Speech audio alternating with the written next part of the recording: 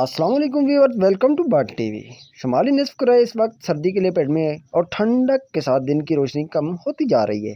मगर कभी कभार आपने सोचा है कि दुनिया के सर्दतरीन मकाम पर लोग कैसे ज़िंदगी गुजारते हैं। दुनिया का सर्दतरीन मकाम जहां जनवरी में औसत दर्जा हरारत -50 डिग्री सेंटीग्रेड होता है और आंखों की पलकों में चार दीवारी से बाहर निकलते हैं, बर्फ़ जम जाती है।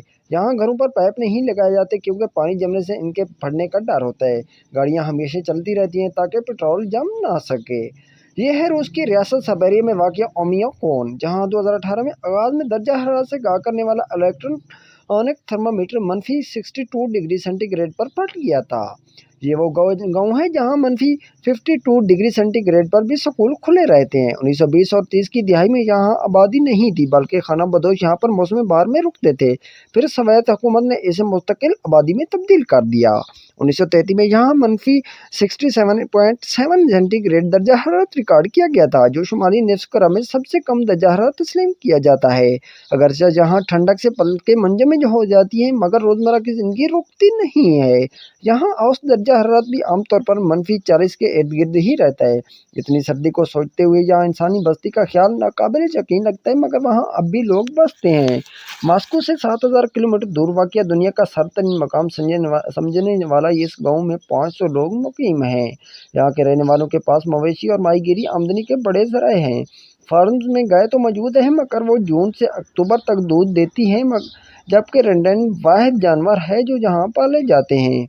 यहाँ पर घर ऐसे तमीर किए जाते हैं जो सर्दी को बर्दाश्त करने की सलाहियत रखते हैं, क्योंकि लोगों का ज़्यादा वक्त घर के अंदर ही गुजरता है।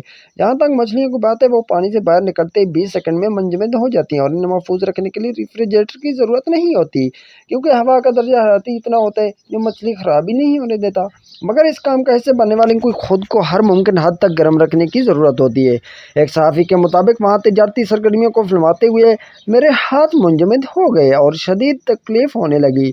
मगर मछलियाँ फ़रोख्त करने वाले वहाँ सारा दिन खड़े रहते हैं। समझ नहीं आता कि वो खुद को कैसे गर्म रख पाते हैं।